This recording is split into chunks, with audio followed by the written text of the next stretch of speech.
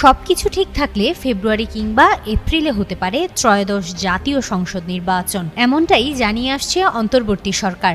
এরই মধ্যে নির্বাচনের প্রস্তুতিও শুরু করেছে নির্বাচন কমিশন। আর এমন সময় সামনে এলো নির্বাচনের তারিখের খবর।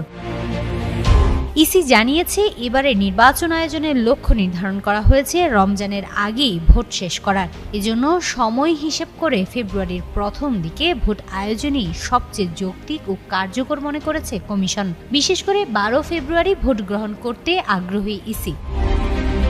কমিশনের নিয়মিত প্রস্তুতির মধ্যে ছিল ছবিসহ হালনাগাদ ভোটার তালিকা, আসন পুনর্নির্ধারণ, দল ও পর্যবেক্ষক সংস্থার নিবন্ধন, নীতিমালা প্রণয়ন ও নির্বাচনী সরঞ্জাম সংগ্রহ।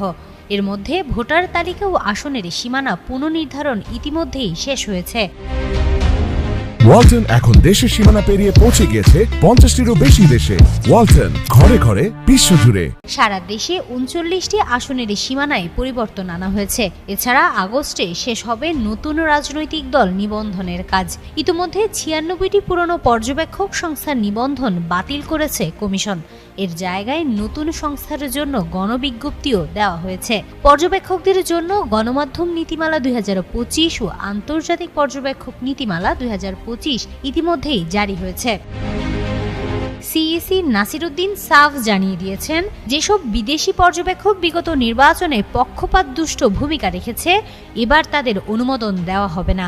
নিরপেক্ষ, অভিজ্ঞ ও গ্রহণযোগ্য পর্যবেক্ষকরাই দায়িত্ব পাবেন। ভোটের জন্য প্রয়োজনীয় উপকরণ, ব্যালট বক্স, ব্যালট পেপার, কালি, খাতা ইত্যাদির কেনাকাটা সম্পন্ন হবে সেপ্টেম্বরের মধ্যেই। ঝুঁকিপূর্ণ কেন্দ্রগুলোতে সিসিটিভি বসানোর জন্য ইতিমধ্যেই স্বরাষ্ট্র মন্ত্রণালয়ে চিঠি দেওয়া হয়েছে।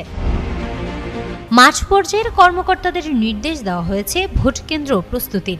কমিশন চাইছে সপ্তাহের শেষ দিকে ভোট গ্রহণ হোক, যেন ভোটের পরপরই 2 দিনের ছুটি রাখা যায়। এজন্য বৃহস্পতিবারকে ভোটের দিন হিসেবে বিবেচনায় নেওয়া হয়েছে। তফসিল ঘোষণা হবে ভোটের কমপক্ষে 60 দিন আগে। তখনই চূড়ান্তভাবে জানানো হবে ভোটের দিনক্ষণ। তবে ইসির ভেতরে বাইরে সবচেয়ে বেশি আলোচনা এখন 12 ফেব্রুয়ারি নিয়ে। এমন তথ্য দিয়ে একটি প্রতিবেদন প্রকাশ করে অনলাইন সংবাদ মাধ্যম